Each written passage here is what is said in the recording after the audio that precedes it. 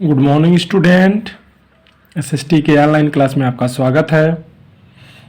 हम लोग इस समय इतिहास में प्रथम अध्याय यूरोप में राष्ट्रवाद का उदय पढ़ रहे हैं। इसके पहले हम लोगों ने पढ़ा रूमानी कल्पना, राष्ट्रीय भावना और अन्य चीज़ें। आप लोगों ने पढ़ा कि रोमानीवाद के विचारक जो थे योहान गॉडपोर्ट और अन्य लोग, उन लोगों का यह मानना था कि आंदोलन और क्रांति और सत्ता परिवर्तन के साथ साथ अपने जो सामान्य चीज़ें हैं, अपने लोकल की जो चीज़ें जैसे लोकगीत, राष्ट्र की बातें, चित्रकला, काव्य, संस्कृति, ये सारी चीज़ें भी बहुत ज़्यादा ज़रूरी है किसी भी देश के राष्ट्रवाद के विकास में। ठीक है ना। आज हम लोग का जो टॉपिक है वो है भोग, कठिनाई और जन विद्रोह। 19वीं शताब्दी का प्रथम भाग जो था वो पूरे यूरोप में कई मामलों में बदलाव लाया। कई तरह की कठिनाइयों ने यूरोप को जकड़ लिया। 19वीं शताब्दी के प्रथम भाग में यूरोपियों में क्या जनसंख्या में बहुत तेज़ी से बढ़ोतरी हुई, जिसका कई देशों में रोजगार उपलब्ध की जो संख्या थी उससे ज़्यादा थी। ग्रामीण क्षेत्रों में आबादी जो थी वो बढ़ रही थी और वह आबादी नए नौकरी जॉब के लिए शहरों की तरफ बढ़ रही थी। शहरों में आकर उन लोगों ने क्या किया, सड़कों के किनारे अन्य जगह झोपड़ी बस्तियां भी बनाने लगे। नगरों के लघु उत्पादों को अक्सर इंग्लैंड से आयातित मशीनों से बने सस्ते कपड़ों से कड़ी स्पर्धा का सामना करना पड़ रहा था। इंग्लैंड में औद्योगिक क्रांति हो चुकी थी।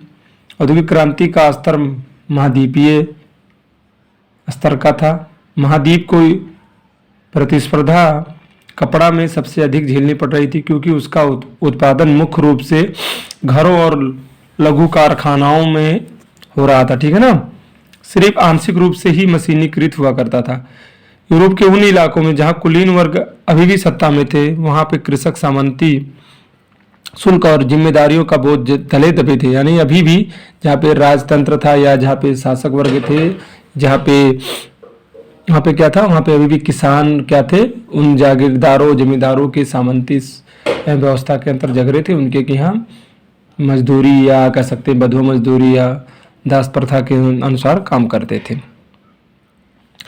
कई वर्षों के फसल खराब हो जाने, खाने पीने की वस्तुओं में वृद्धि हो जाने के कारण शहर और गांव के इलाकों में काफ़ी बड़ी मात्रा में क्या थी, गरीबी फैली हुई थी।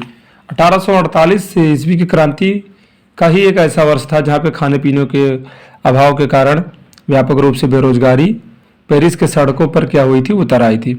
जगह जगह पर लोग क्या अवरोध लगाए थे। लुई फिलिप का विरोध किया जाने लगा था। देखिए कृषक विद्रोह दिया है 1848 में चित्र में। ठीक है। जिसके कारण वहाँ के शासक लुई 16वां का हुआ गद्दी छोड़कर भागना पड़ा था। राष्ट्रीय सभा ने एक गणतंत्र की घोषणा करते हुए 21 वर्ष से अधिक जो आयु वर्ग के लोग थे उन सभी को पुरुषों को मत देने का अधिकार प्रदान किया और रोजगार की गारंटी दी। ये दो कामें सबसे ज़्यादा इम्पोर्टेंट हैं जो 1848 के फ्रांस की गणतंत्र बनने के बाद हुआ। एक के सभी लोगों को, सभी पुरुषों को 18 वर्ष की आयु जो पूरी कर चुके हैं उनको क्या मिला, मत देने का अधिकार मिला और सभी को रोजगार की उपलब्धता की बात की गई। रोजगार उपलब्ध कराने के लिए राष्ट्रीय कारखाने भी स्थापित किए गए। ठीक है ना। राष्ट्रीय कारखाने स्थापित किए गए और इससे पूर्व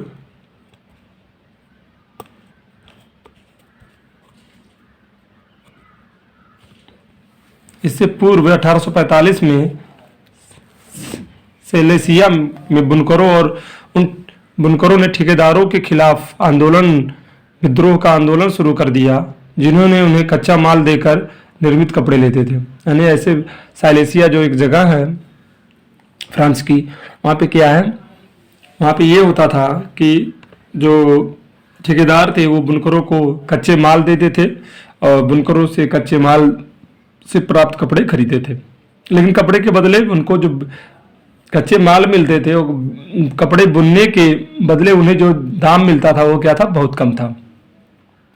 सिले सिलाए बुनकर के विद्रोह का मुख्य कारण था क्या, श्रमिक जो स्थिति थी उनकी क्या थी, बहुत दयनीय थी। काम के लिए उत्सुक लोगों का लाभ उठाकर ठेकेदार ने बनवाए जाने वाली जो कीमतें थी कम कर दी थी, जो भी काम करने आता था। पत्रकार विलेहेम वोल्फ ने सिले सिलाए बुनकरों के विद्रोह के कारण बतलाकर उनकी प्रतिक्रिया भी बतलाई थी। बुनकरों का यह असंतोष फ्रांस की 1848 की क्रांति थी, उसके पहले प्रशासनिक व्यवस्था को क्या किया था, उजागर किया था। 4 जून 1845 को दोपहर 2 बजे बुनकरों की एक भीड़ अपने घरों से निकली और 2 पंक्तियों में चलते हुए कहाँ पहुंची, ठेकेदारों की कोठी तक पहुंच गई।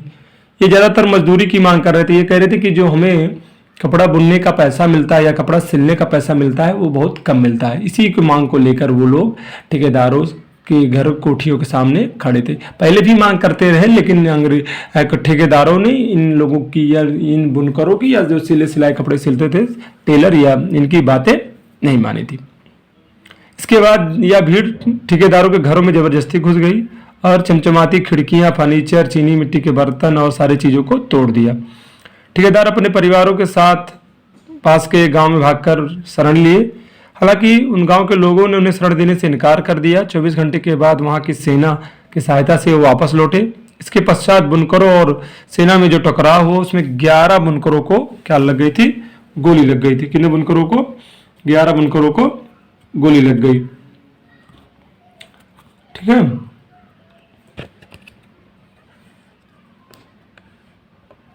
अठारह में अब अगला टॉपिक क्या है, 3.3 1848 उदारवादियों की क्रांति। 1848 में जब विभिन्न यूरोप के देशों में कृषकों और मजदूरों का विद्रोह चल रहा था, तब वहाँ के पढ़े लिखे मध्यम वर्ग भी एक क्रांति चल रही थी। इस क्रांति से जो वहाँ के राजा थे उनको गद्दी छोड़नी पड़ी और वहाँ पे एक फ्रांस में क्या हुआ, एक गणतंत्र बना जो सभी पुरुषों के सार्वभौमिक मताधिकार पर। मैंने बताया अभी जस्ट कि क्या किया जब 1848 में जॉर्ज फिलिप गद्दी छोड़कर भाग गया तो क्या हुआ, एक फ्रांस को नेशनल असेंबली ने एक गणतंत्र घोषित किया और 2 घोषणाएं की कि 21 वर्ष की से जो अधिक उम्र प्राप्त कर चुके हैं उन पुरुषों को सभी को मताधिकार देने का होगा और सभी को रोजगार देने की गारंटी की भी बात की गई थी। ठीक है ना। यूरोप के अन्य भागों में जहां अभी स्वतंत्र राष्ट्र अस्तित्व में नहीं आए थे, जैसे जर्मनी, इटली, पोलैंड, वहां के भी उदारवादी मध्यम वर्गों ने भी संविधानवाद की मांग को लेकर एक राष्ट्रीय एकीकरण की मांग के साथ जोड़ दिया। उन्होंने इनके बढ़ते जन संतोष का लाभ उठाकर एक अन्य राष्ट्र निर्माण की मांगों को भी अपने आगे बढ़ाया। यह राज्य संविधान, प्रेस की स्वतंत्रता, संगठन बनाने की आज़ादी जैसे सिद्धांतों पर आधारित है। क्या मतलब है, मतलब ये है कि बच्चों कि फ्रांस में 1848 में गणतंत्र बनने के बाद उसकी देखा देखी क्या होता, अन्य राज्य जैसे जर्मनी, इटली, पोलैंड जो भी राजतंत्रीय थे उन लोगों के यहाँ भी जो उदारवादी थे, जो पढ़े लिखे शिक्षित वर्ग था जिसे मध्यम वर्ग कहा जाता है, इन लोगों ने भी क्या किया है, कहा कि एक अपना राज्य का संविधान हो, प्रेस की स्वतंत्रता हो और संगठन बनाने की आज़ादी हो, बोलने की आज़ादी, ये सारी चीज़ें बातें की गई। जर्मन के इलाकों में बड़ी संख्या में राजनीतिक संगठनों ने फ्रैंकफर्ट शहर में निकलकर एक सर्व जर्मन नेशनल असेंबली के मत में मतदान देने का फैसला किया।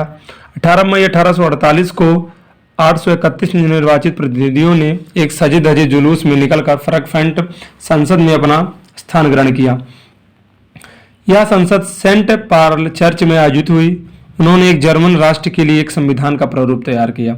इस राष्ट्र की अध्यक्षता एक ऐसे राजा को सौंपी गई जो संसद के अधीन रहता था। जब जनप्रतिनिधियों ने प्रसा के राजा फ्रेडरिक विलियम चतुर्थ को ताज पहनाने की पेशकश की तो उसने उसे अस्वीकार कर राजाओं के साथ दिया जो निर्वाचित सभा के विरोधी थे। इस प्रकार वहां के कुलीन और सेना में दोनों का विरोध बढ़ गया। वहीं संसद का सामाजिक आधार क्या हुआ था, कमजोर हो गया था। संसद में मध्यम वर्गों का प्रभाव अधिक था जिन्होंने मजदूर और कार्य वर्गों की मांगों का विरोध किया था। जिससे उनका समर्थन वो क्या हुए थे, खो बैठे थे। मध्यम वर्ग भी मजदूर और किसानों का समर्थन खो बैठा था, क्योंकि इनके आंदोलन के समय इन्होंने इसका विरोध किया था। अंत में प्रसा के राजा के इनकार करने के कारण फ्रैंकफर्ट संसद के सभी निर्णय स्वतः ही समाप्त हो गए, जिससे उदारवादी और राष्ट्रवादियों में क्या हुई, बड़ी निराशा हुई। प्रसा के सैनिकों ने क्रांतिकारियों को कुचल दिया, जिससे यह संसद भंग हो गई। ठीक है ना, कोशिश की थी लेकिन कोशिश सफल नहीं हो पाई। अब क्या है,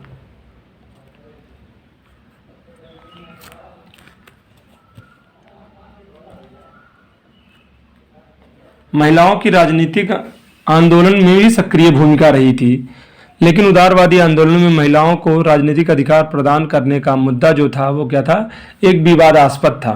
महिलाओं ने अपने राजनीतिक संगठन स्थापित किए, अखबार शुरू किया और राजनीतिक बैठकों और प्रदर्शनों में हिस्सा लिया। इसके बाद भी असेंबली चुनाव के दौरान इनको मताधिकार से वंचित रखा गया। जब सेंट पॉल चर्च में फ्रैंकफर्ट संसद की सभा आयोजित की गई थी, तब महिलाओं को केवल परीक्षकों की हैसियत से ही दर्शक दीर्घा में खड़े होने की बात की गई थी। ये देखिए यहाँ पे खड़े हुए हैं ये महिलाएं, दर्शक दीर्घा में खड़ी हुई हैं और ये सब बैठे हुए हैं लोग। ठीक है ना। 1848 ईस्वी में उदारवादी आंदोलन के पश्चात रूढ़वादी सरकारों की कार्यप्रणाली में बदलाव हो गया। उदारवादी और राष्ट्रवादी क्रांतियों को कुछ सुविधाएं देकर ही इस क्रांति को समाप्त किया जा सकता है, ऐसा उन लोगों ने सोचने लगे। उन्होंने सोचा कि अब केवल बातों से काम नहीं चलेगा, उन्हें कुछ लालीपाप जरूर पकड़ाना पड़ेगा। यानी जो जो अधिकार ये लोग कह रहे हैं उनमें से कुछ अधिकारों को जरूर इनको देना पड़ेगा। इसलिए इन लोगों ने उनकी कुछ बातों को मानना स्वीकार कर लिया। राजाओं को अब यह समझ में आना शुरू हो गया था कि 1848 के वर्षों के पश्चात मध्य और पूर्वी यूरोप की निरंकुश राजशाहियों में काफी बदलाव आना शुरू हो गया, जो पश्चिमी यूरोप में 1815 ईस्वी के पूर्व हो चुके थे। इस प्रकार हैप्सबर्ग वाले अधिकार वाले क्षेत्रों में रूस में बंधुआ जो मजदूर थे और जो भूदादस मजदूरी थी वो दोनों समाप्त हो गई। ये बड़ा काम हुआ। इसके अतिरिक्त हैप्सबर्ग के शासकों ने हंगरी के लोगों को ज्यादा स्वतंत्रता प्रदान की। हालांकि इससे निरंकुश महंगियारों के सब प्रभुसत्ता का मार्ग और ज्यादा आसान हो गया। ठीक है। अगला जो टॉपिक है वो क्या है, अगला टॉपिक है जर्मनी का एकीकरण। क्या है, जर्मनी का एकीकरण, जर्मनी और इटली का एकीकरण। क्या है, जर्मनी और इटली का एकीकरण। ठीक है ना। 1848 के यूरोप में राष्ट्रवाद में जो जरूरी चीज था वो तो क्या था, लोगों के अंदर एक बदलाव, और उस बदलाव को हम जर्मन के लोगों में और इटली के लोगों में देख सकते हैं। राज्य की सत्ता को बढ़ाने और पूरे यूरोप में जो राजनीतिक प्रभुसत्ता को हासिल करने के लिए जो रूढ़वादी थे उन लोगों ने क्या किया, अक्सर राष्ट्रीय भावनाओं का इस्तेमाल किया था। इसके बाद भी जर्मनी और इटली के एकीकृत होने की प्रक्रिया क्या थी, काफी मुश्किल थी। इस प्रक्रिया से होकर भी ये राष्ट्र एक राज्य बन सके हैं। जैसा कि आपने देखा कि जर्मन के जो मध्यम वर्गीय नागरिक में क्या थी, राष्ट्रवादी की भावनाएं काफी ज्यादा थी। उन्होंने 1848 में जर्मन महासंघ में विभिन्न क्षेत्रों को जोड़कर एक निर्वाचित संसद बनाने की कोशिश की थी, मगर यह राष्ट्र निर्माण की उदारवादी सोच और राजशाही सेना की ताकत ने मिलकर उसे क्या कर दिया था, दबा दिया था। उनका प्रसा के बड़े भूस्वामियों ने भी समर्थन किया था। उसके बाद प्रसा ने राष्ट्रीय एकीकरण के आंदोलन का नेतृत्व संभाल लिया। उसका मुख्यमंत्री कौन था, ऑटोमान बिस्मार्क, जो जर्मनी के एकीकरण में सबसे महत्वपूर्ण भूमिका निभाया था। ठीक है। इसकी प्रक्रिया का प्रमुख जनक था जिसने प्रसा की सेना तथा नौकरशाही की मदद ली थी। 7 वर्ष के दौरान ऑस्ट्रेलिया, डेनमार्क, फ्रांस से तीनों युद्धों में प्रसा की विजय हुई और एकीकरण की प्रक्रिया पूरी हुई। 18 जनवरी 1871 में वर्साय में हुए एक समारोह के दौरान राजा विलियम्स प्रथम को जर्मनी का राजा घोषित किया गया था और 18 जनवरी 1871 को सुबह में बहुत ठंड थी। जर्मन राज्यों के राजकुमार, सेना के प्रतिनिधि और प्रमुख मंत्री ऑटोमान बिस्मार्क समेत प्रसा के महत्वपूर्ण मंत्री की एक बैठक हुई। मंत्रियों की इस बैठक में कहाँ हुआ था बैठक? ये वर्साई के शीश महल में हुआ था। राजकुमार, सेना के प्रतिनिधि, प्रमुख मंत्री जो बिस्मार्क था, जर्मन सम्राट काइजर विलियम प्रथम के नेतृत्व में नवीन जो जर्मन राज्य थे उसके निर्माण की महत्वपूर्ण भूमिका निभाई। कह सकते हैं कि जर्मन के जो सम्राट थे विलियम प्रथम के नेतृत्व में, और उसका जो प्रधानमंत्री था आपका ऑटोमान बिस्मार्क, इसके नेतृत्व में जर्मनी के एकीकरण के लिए फ्रांस के शहर वर्साय के महल जो शीश महल कहते हैं, जैसे हॉल ऑफ सिरमर्स कहते हैं, उसमें बैठक हुई थी। इस नए राज्य के निर्माण में जर्मनी की मुद्रा, बैंकिंग और कानूनी और न्यायिक व्यवस्थाओं के आधुनिकीकरण पर ज्यादा जोर दिया गया। प्रसा द्वारा उठाए गए कदम और उसकी कार्रवाइयों से शेष जर्मनी के एकीकरण में एक मॉडल प्रस्तुत हुआ। अगला जो हम लोग का टॉपिक है वो है इटली। क्या है? इटली। इसे हम लोग अगले वीडियो में पढ़ेंगे।